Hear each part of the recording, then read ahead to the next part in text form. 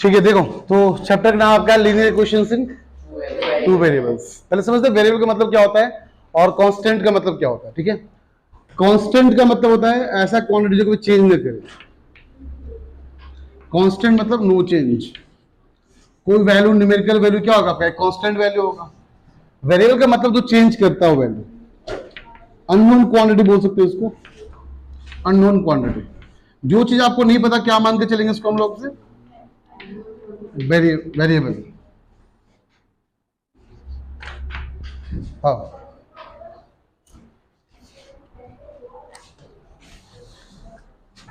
तो कांस्टेंट जैसे कोई भी न्यूमेरिकल वैल्यू लेके चलते हैं हम यहाँ पे 1 2 3 4 क्या आता है, एक कांस्टेंट वैल्यू, करेक्ट।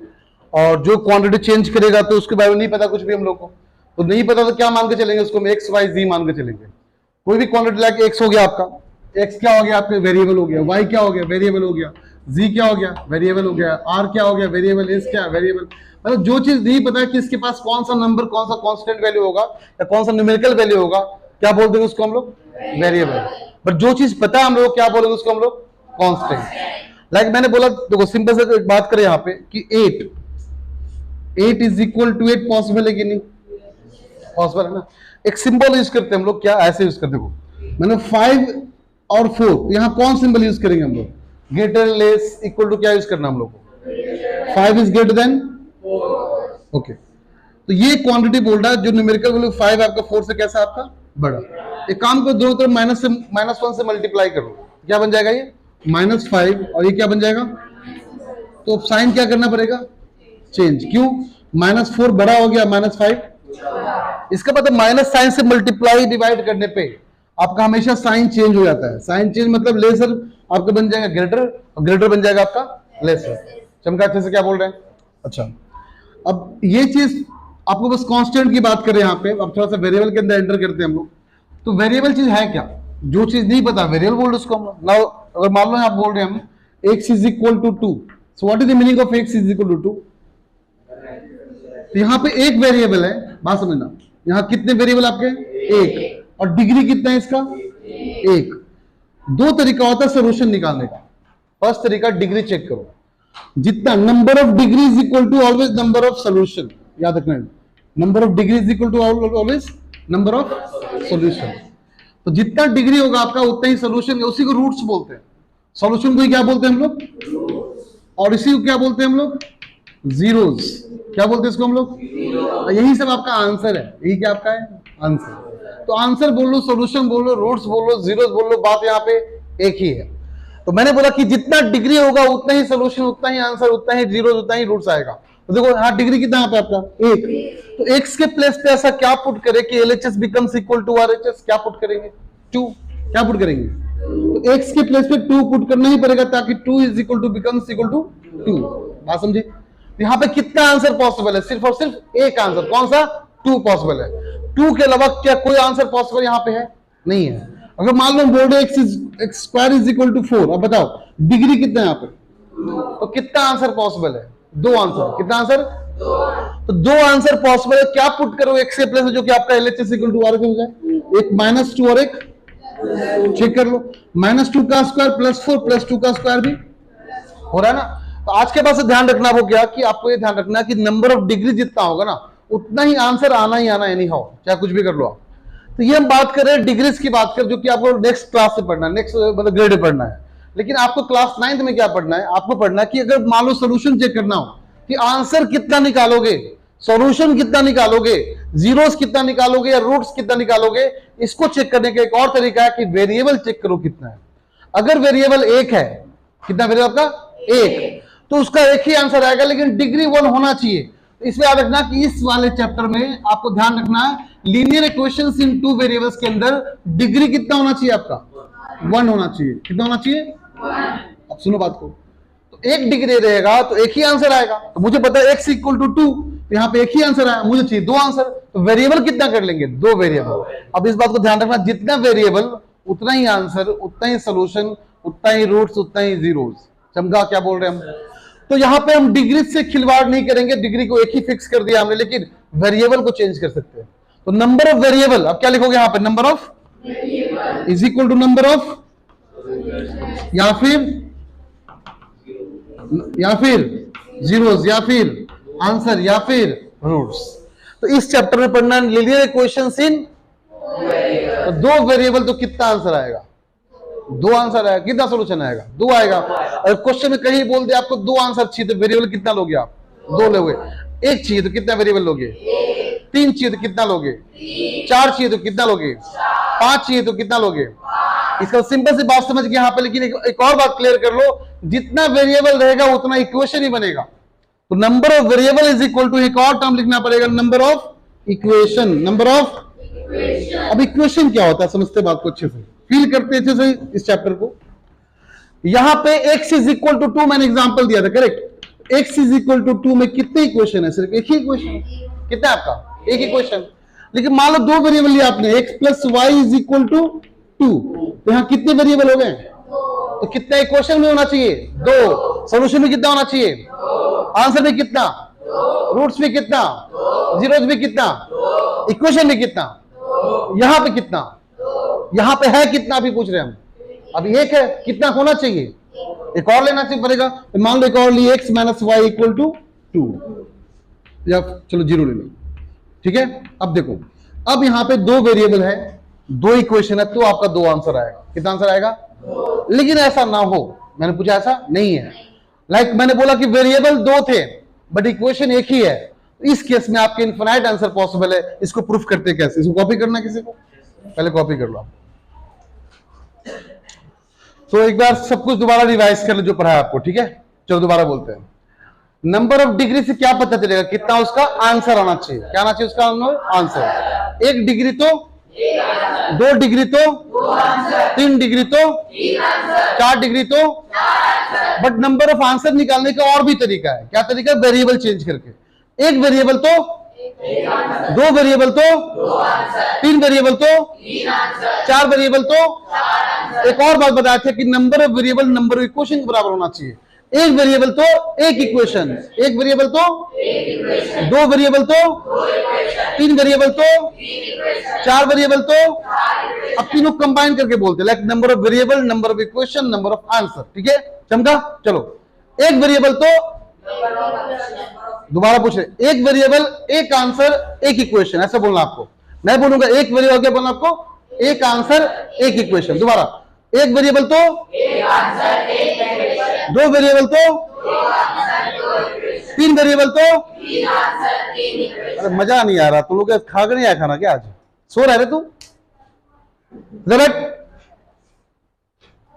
हाँ, दो वेरिएबल तो तीन वेरिएबल तो चार वेरिएबल तो आपका आंसर चेंज तब कर जाएगा। इस बात को नोट करना जो स्टेटमेंट बोलने वाले हैं। जितना वेरिएबल होना चाहिए, ठीक है, उतना आंसर होना चाहिए। लेकिन मैंने बोला उतना इक्वेशन में होना चाहिए। लेकिन मैंने बोला दो वेरिएबल है बट इक्वेशन एक ही है। दो वेरिएबल है बट इक्वेशन, इस केस में इनफिनाइट आंसर। कितना आंसर? इस स्टेटमेंट को भूलना मत, दोबारा बोल रहे हैं। अगर दो वेरिएबल है, कितना वेरिएबल है बट इक्वेशन एक ही है। इक्वेशन कितना आपका? इस केस में कितना आंसर? इनफिनाइट। इसको चमकाते अच्छे से, देखो चेक करो। मैंने बोला x plus Y is equal to 4। मैंने कितना बोला? बताओ यहां पर बच्चे, कितने वेरिएबल, कितने आंसर होना चाहिए? इक्वेशन कितने होना चाहिए? और है कितना यहाँ पे? तो ऐसे केस में इनफिनाइट आंसर। देखो कैसे बोल रहा है कि x और y के प्लेस पे क्या पुट करें कि आंसर इक्वल टू 4 आ जाए। तो बोलेगा बच्चा सर 1 पुट कर लीजिए, 3 पुट कर लीजिए, आंसर 4 आया कि नहीं आया? आया। 2 पुट कर लीजिए, 2 पुट का आंसर कितना आया? 4। 0 पुट कीजिए, आंसर कितना आया? 4। 4 प्लस 0 कितना? 4। माइनस 4 प्लस 9 आंसर कितना? सॉरी, माइनस 4 प्लस 8 आंसर कितना? ऐसे कितने पॉसिबिलिटी यहाँ पे बताओ तो, है कि नहीं है?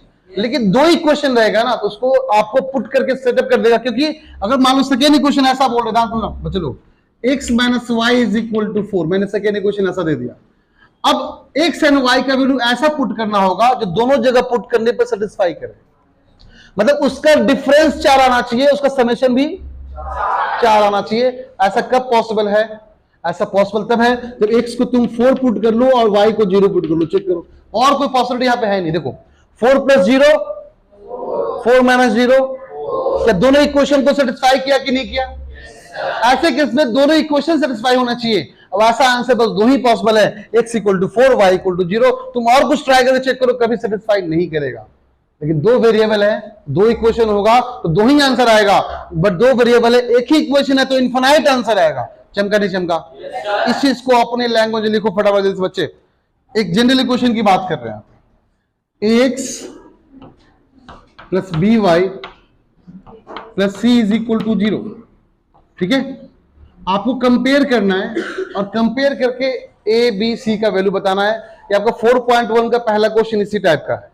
अगर सब बच्चे पास बुक है तो 4.1 निकाल लें। फर्स्ट सेकेंड क्वेश्चन, कौन सा क्वेश्चन? Second number question. देखो से करो, क्वेश्चन आपका 2x प्लस 3y। इसको एक बार बताएंगे, बाकी तुम लोग खुद से सॉल्व करना। चलो ध्यान दो बच्चे लोग, सब बच्चे ध्यान दो, सुनो सब बच्चे ध्यान देंगे। आपको क्या करना है यहाँ पे क्वेश्चन में कि जो इक्वेशन गिवन है, आपको इक्वेशन को गिवन आपका जो जनरल टर्म इक्वेशन है उसके टर्म में रिप्रेजेंट करना है। बताओ इस टर्म में राइट साइड में इक्वल टू कितना है आपका? 0। बट यहाँ पे 0 तो नहीं है ना, यहाँ 0 बनाना पड़ेगा। 0 बनाने के लिए इसको लेफ्ट साइड में सेंड करो। करते सेंड, बताओ 2x प्लस 3y माइनस 9.35 बार इज इक्वल टू 0। अब कंपेयर करो, comparing this to equation, x के प्लेस में x, y के प्लेस में y। तो x के पहले क्या लिखा हुआ है और यहां x के पहले क्या लिखा हुआ है? कंपेयर इससे करना। चलो तो a कितना हो गया आपका ना, y के प्लेस पे y तो b के प्लेस पे 3। देखो चेक करना, यहां प्लस है तो एक काम करें, क्या इसको ऐसे लिख ले, प्लस ऑफ माइनस कर ले, कोई दिक्कत? एक ही बात हुआ ना, प्लस इंटू माइनस तो माइनस ही होता है। तो प्लस के प्लेस पे प्लस, तो सी के प्लेस पे कितना है? माइनस ऑफ 9.35 बार। ऐसे चुमू टाइप क्वेश्चन आपको मिलेंगे एनसीईआरटी के अंदर, फर्स्ट सेकंड टाइप क्वेश्चन में। इसी को हम थोड़ा चेंज करते, थोड़ा बढ़िया क्वेश्चन बनाते हैं इसी को। लाइक मैंने बोला कि minus of minus 2x is equal to plus 9y और माइनस 2, ये आपका है। Find the value of A B and C, ये मैंने बोला निकालना। ठीक है, अब देखो चेक करो, मैंने क्या बोला कि सबसे पहले ध्यान दो, पहले आपको इसमें कन्वर्ट करना है, जिससे कंपेयर करना है पहले कन्वर्ट करो। सुनो, जब राइट साइड में कितना है? 0 है ना, तो सब कुछ लेफ्ट साइड में होना चाहिए। हम सारे नंबर को लेफ्ट में पहले कन्वर्ट कर लेते। बताओ माइनस इंटू माइनस कितना हो जाएगा? ये जो प्लस 2x इधर सेंड करो क्या होगा? माइनस 9y इधर सेंड करो क्या होगा? प्लस 2 इज इक्वल टू, अब a के प्लेस पे क्या है? b के प्लेस पे क्या है? c के प्लेस पे क्या है? चमका नहीं चमका? टफ है क्या? तो ऐसे क्वेश्चन रहेंगे ना। एक और टाइप बनाते हैं इसी के अंदर। अगर मैंने बोला minus 9y plus 2x is equal to minus 3, चलो सबसे पहले कन्वर्ट कर लेते हैं। ठीक है, पहले ax लिखा हुआ है, यहां पे x पहले नहीं लिखा हुआ तो रीअरेंज कर लेते हैं। हो जाएगा 2x माइनस 9y, इसको इधर सेंड करो, प्लस 3 इज इक्वल टू 0। बताओ a कितना हो गया आपका? b कितना हो गया? c कितना हो गया? c 3 हो गया ना, 0 तो होना चाहिए राइट में ना। c कितना हो गया आपका? 3। ऐसे क्वेश्चन है। तो सब बच्चे 4.1 का सेकेंड क्वेश्चन फटाफट पूरा सॉल्व कर डालो। एनसीईआरटी का 4.1 का सेकेंड। कुछ क्वेश्चन आपको ऐसे होंगे अननोन क्वांटिटी का पता नहीं होगा वैल्यू को। मान लो मैंने बोला कि पेन और नोटबुक का कॉस्ट कितना, मुझे नहीं पता। अगर मैंने बोला कि 2 नोटबुक और एक पेन का कॉस्ट था 50 रुपीज, आप शॉप के पास गए, शॉपकीपर के पास, आपने शॉपकीपर इसको बोला, दुकानदार को बोला कि जाओ मेरे लिए 2 नोटबुक एक पेन निकाल दो। ठीक है, उसने आपको दे दिया, तो उसने आपको बोला मुझे 50 रुपए दो। क्लियर? सेकेंड टाइम गए, आपने 2 पेन और 1 नोटबुक मांगा। ठीक है, क्लियर? पहले बार क्या मांगा आपने? 2 नोटबुक 1 पेन। आपने कितना पे किया? 50 रुपीज। सेकेंड टाइम गए, आपने बोला मुझे 2 पेन और 1 नोटबुक चाहिए, आपको पे करना पड़ा 40 रुपीज। कितना? 40 रुपीज। तो क्वेश्चन ये है कि आखिरकार नोटबुक पेन का कॉस्ट क्या रहा होगा, जिस अकॉर्डिंग उसने आपको प्राइस फिक्स किया। हाँ, पेन का 10 और नोटबुक का 20। गलत। सुन लो ऐसे केस में नोटबुक मुझे नहीं पता कितना है। हाँ समझो, नोटबुक पता है कितना है क्या? उसको x मान लेते हैं। एक को x मान लिए, पेन का पता है क्या, इसको y मान लेते हैं। कितना मान लिए? अब क्वेश्चन क्या है, दो नोटबुक एक पेन, तो दो नोटबुक और एक का कीमत कितना, प्राइस कितना? 50। तो बताओ दोनों में तुम ऐड ही करोगे ना, बिकॉज पैसा ऐड करके उसको दोगे, ऐसा नहीं कि माइनस कर दोगे। उसने बोला कितना टोटल, तो आप ऐड करोगे माइनस करोगे? ऐड। तो 2x plus 1y equal to 50। Second time क्या बोला, सेकेंड टाइम बोला एक नोटबुक दो पेन, तो 1x plus is equal to कितना, यही ना? चमका नहीं चमका? आपको बस सीखना है कि इक्वेशन लिखते कैसे। क्या सीखना है आपको? सिर्फ इसको सॉल्व करने का तरीका क्लास 10th में सीखना है, by using elimination method, substitution method, graphical method, cross multiplication method. ये 4 मेथड सीखने होते क्लास 10th में, इसका एक्स वाई का आंसर निकालने के लिए। बस आपको बस इतना ही सीखना है यहाँ पे कि अगर इक्वेशन लिखने आ गया तो आपको डायरेक्टली आप समझ आ जाएगा कि लिखते कैसे पहले। क्लियर ना? तो 4.1 का फर्स्ट क्वेश्चन ऐसा ही है, चेक करो क्या इक्वेशन लिख पाओगे। देखो तो आदित्य, एक क्वेश्चन का आंसर करो। अगर तुम्हारा एज, तुम्हारे पापा का एज तुमसे डबल है, मान लेते हैं, जो तुम्हारे पापा का एज होगा, ठीक है, तुम्हारे से डबल है, तो मान लो कि तुम्हारे पापा का एज 30 है, तो तुम मान लो 15 ईयर्स के हो। पापा अगर 30 साल के, तुम कितने साल के हो? 15 साल के। जब पापा 100 साल के होगे, तुम कितने साल के होगे? तुम्हारे पापा का एज तुमसे डबल है ना। जब पापा 30 साल के थे तो तुम थे 15 साल के। जब पापा 100 साल के होंगे, तुम कितने साल के होगे? हाँ 50 बोलो। 80 क्यों बोल रहा है? 50 कौन कौन बोला? 50 1 2, तुम भी 50 बोली। एज सबके लिए बढ़ता है एक साथ है ना। अगर 30 और 15 का डिफरेंस है तो लाइफ टाइम तक कितना डिफरेंस रहेगा? हमेशा 15 का ही रहेगा ना। चाहे पापा 5 साल क्यों ना हो जाए, अभी भी डिफरेंस कितने का रहेगा? 35 ईयर्स होगा ना। 50 कैसे कर दिया? अगर मैंने बोला, सुनो बात को, पापा का एज बेटा से डबल है, मान लेते बेटा 1 से पापा y है, कौन डबल है? पापा डबल है। तो डबल 2 किससे मल्टीप्लाई करोगे, पापा में कि बेटे में? डबल कौन है? पापा डबल है ना, बेटा हाफ है, तो 2 किसमें मल्टीप्लाई करोगे, पापा में कि बेटे में? बेटे में करोगे ना। पापा में डबल कर तो 4 टाइम्स हो जाएंगे, पापा तो पहले से ही डबल है, और 2 किए तो 4 गुना हो जाएंगे। देखो इसको थोड़ा लॉजिकली समझाते हैं। मान लो पापा का एज 30 है, अब बेटे का एज, अभी पापा 30 है, तुम किस में डबल मल्टीप्लाई करो बराबर हो जाएगा? बेटे में करोगे ना। कि अगर तुम पापा में कर दिए तो 4 गुना बराबर हो जाएगा। तो ये थोड़ा छोटा मोटा बातें आपको याद रखना पड़ेगा, छोटी मोटी मगर मोटी बातें, जो कॉन्सेप्चुअल होते हैं सब बातें आपको समझना बहुत जरूरी है कि किस में मल्टीप्लाई करेंगे। जिसके बारे में इंफॉर्मेशन गिवन है उसका उल्टा मल्टीप्लाई करना ऑलवेज, क्योंकि वो चीज तो पहले से डबल है, अब दोबारा डबल कर देंगे तो 4 टाइम्स हो जाएगा ना। चमका क्या बोल रहे हैं हम? क्लियर है सबको ना? ये सब बच्चा आंसर कर देगा। 4.2 का पहला क्वेश्चन है, देखो चेक करो। y equal to 3x plus 5, कितने वेरिएबल? अरे आवाज नहीं, कितने वेरिएबल, कितने क्वेश्चन होने चाहिए? है कितना? तो कितने सोल्यूशन? शाबाश, कितने सोल्यूशन? बहुत अच्छे, यही था ना, इसी तो तुमको याद करवाया था अच्छे से हम। Now right 4 solution. Second question, right 4 solution of for each of the following equations. ये पहला था, मैं कर दे रहा हूं फिर भी। 2x plus Y is equal to 7। देखो बात समझो, 4 सोल्यूशन लिखने बोल रहा है ना, तो क्या करना तुम्हारी मर्जी है। x इक्वल टू 0 पुट करो, y निकालो, पुट करो तो x इक्वल टू 0, तो y कितना आ गया? 7। कोई दिक्कत? Now x equal to y put करो, करो तो x equal to y put की 2 into Y plus Y equal to 7। और बोलो कोई दिक्कत? तो y कितना आ गया? 5। y कितना आ गया? x इक्वल टू 2 पुट करो, तो 2 2 जार 4, 2 2 जार 4 plus y equal to 7। y कितना आ गया बताओ? 3। ऐसे करके 4 सॉल्यूशन आपको निकालना है पुट करके। x इक्वल टू 3 पुट करते हैं तो y कितना? y कितना? 2 into 3 plus y equal to 7, तो y कितना हो गया? 1। ये 4 सॉल्यूशन आया ना, यही करना चारों तीनों क्वेश्चन में, करके दिखाओ फटाफट। 4 बोलेगा 4 पुट करना, 5 बोलेगा तो 5 और पुट कर देना, कौन सी बड़ी बात है? चमका आ जाओ। 4.2 का थर्ड क्वेश्चन बोला, check whether the following are solution of the equation x plus 2y is equal to 4 and which are not.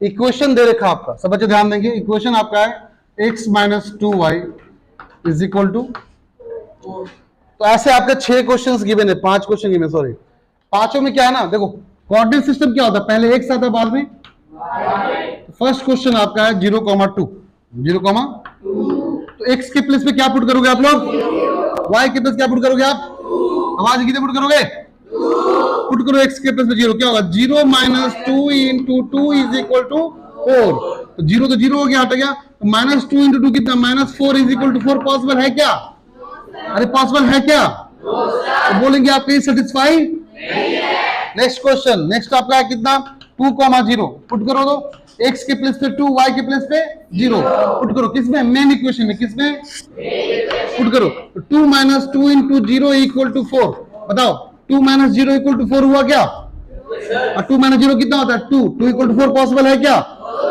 इसका मतलब ये भी क्या हो गया, अनसेटिस्फाइड, कितना क्या हो गया आपका, अनसेटिस्फाइड, थर्ड फोर्थ फिफ्थ ऐसे ही पुट करो, बताओ सेटिस्फाइड है कि नहीं, इतना ही करो बस, वेरी गुड, जल्दी करो जल्दी करो। कोऑर्डिनेट ज्योमेट्री क्लास चैप्टर 3 में आपको बताऊंगा अच्छे से, एक्स और वाई कोऑर्डिनेट क्या होता है, this is x axis, this is, जहां इंटरसेक्ट क्या क्या बोलते हैं उसको हम लोग, क्या बोलते हैं उसको हम लोग, कोई भी अगर इक्वेशन, कोई भी लाइन अगर ओरिजिन से क्रॉस कर रहा हो, किसे क्रॉस कर रहा हो, तो उसका सिंपल से इक्वेशन का लाइन ये होता है, बता दे रहे थे, इसको हम लोग बोलते हैं y is equal to x, क्या बोलेंगे इसको, लाइन को, अगर ओरिजिन से क्रॉस किया है तो, कहां से, ओरिजिन से, क्या बोलते हैं हमने इसको, y इक्वल टू, सब अच्छे ध्यान देंगे, ठीक है, तो y इक्वल टू एक्स का मतलब क्या हुआ, कि इसको ऐसे भी लिख ले, x minus Y equal to 0 करो, चमका नहीं चमका, अरे x plus B Y plus c equal to 0 का में रिप्रेजेंट करना होता है ना, और याद आ रहा है क्या, x को पहले y को बाद में कांस्टेंट करना हो तो 0 लिख लें, बताओ x को पहले, y इधर क्या बन गया आपका, is equal to y equal to x को x minus Y equal to 0 लिख सकते हैं क्या, और चमका नहीं चमका, एक काम करो, इस ग्राफ को ऊपर 1 बढ़ाओ, कितना बढ़ाओ, अगर इस ग्राफ को पकड़ के ऊपर 1 यहां कर दिए, कितना आगे बढ़ा 1, बात दोबारा बोल रहे हैं हम, कितना आगे क्या आपका ये 1, ये आपका 1 यूनिट ऊपर चला गया, कितना यूनिट, जो कांस्टेंट, जो ग्राफ पहले ओरिजिन से क्रॉस कर रहा था, इसको दोबारा लिख रहे हैं, क्या इसी ग्राफ को हम, इसी ग्राफ को क्या x minus y plus 0 equal to 0 लिख सकते हैं क्या, अरे चमका नहीं चमका, क्या बोला मैंने, x minus y plus 0 is equal to, चमका क्या, अब बच्चा सुनना, ये 0 प्लस 0 क्यों लिखे, बिकॉज ये ओरिजिन से क्रॉस किया, कहां से क्रॉस किया, अगर ये 1 से क्रॉस करेगा तो कितना लिख देंगे, तो क्या हो जाएगा, x minus y plus 1 is equal to, चमका नहीं चमका, फील आया नहीं आया, एक काम करो, इसी ग्राफ को उठाओ, डंडे को उठाओ, नीचे कर दो, कहां कर दे, कर दिए क्या, अब ये कहां पे इंटरसेक्ट किया, -1 पे, कहां क्या है, तो इसका क्वेश्चन क्या हो जाएगा, x minus y minus 1 is equal to, चमका नहीं चमका, और चमका है क्या, और चमका, इसको पहले कॉपी कर लो फिर चमकाते हैं, देखो जिस तरीके से ये था x और ये था जहां इंटरसेक्ट किया, क्या बोलते हैं उसको हम लोग, ऑरिजिन का आपका कोऑर्डिनेट पॉइंट क्या होता है 0,0, जिस तरीके से लास्ट टाइम बोले कि अगर ऐसे ग्राफ रहेगा उसको बोलते हैं y इक्वल टू एक्स, तो ग्राफ अगर ऐसे हो जाए ना इस तरह से, इसको बोल देंगे y equal to minus x, y equal to, तो क्या बन जाएगा, ये बन जाएगा x plus Y is equal to, तो ऑरिजिन से क्रॉस किया तो क्या प्लस 0 लगा दो खुद से, क्या, अरे बहुत चमका नहीं चमका, सेम ग्राफ को फिर से ऊपर कर ले, कहां कर ले, कहां कर ले, ग्राफ कितना ऊपर गया, 1 ऊपर गया, कितना ऊपर गया, अगर 1 यूनिट ऊपर गया तो ग्राफ का इक्वेशन बता फटाफट कर बच्चे, x plus y plus 1 is equal to, चमका, सेम ग्राफ को नीचे कर ले, क्या कर ले, कितना यूनिट, 1 यूनिट, कितना यूनिट, तो इसका क्वेश्चन क्या होगा, x plus y minus 1 is equal to, बस समझ आ गया। नेक्स्ट लेक्चर में ग्राफिकली समझाएंगे तरीके से, पूरा चैप्टर को उंगलियों पे खेल लेंगे नेक्स्ट लेक्चर में, लेकिन ध्यान रखना आपको सिर्फ आज से एनसीईआरटी कंप्लीट करवाया ना, नेक्स्ट लेक्चर में फील देंगे, क्योंकि आपको लग रहा होगा चैप्टर कुछ दम नहीं है ना, आपको दम दिखाएंगे, आर.डी. शर्मा का सारा क्वेश्चन करवाएंगे, आर.डी. शर्मा का एक एक क्वेश्चन बोल रहे मुझे वानी सॉल्व कर लेंगे, अगर तुम बस मेरे साथ बने रहोगे तो, चमका, Yes, sir. तो मिलते हैं फिर नेक्स्ट लेक्चर में। Yes, sir. बढ़िया बढ़िया बोला।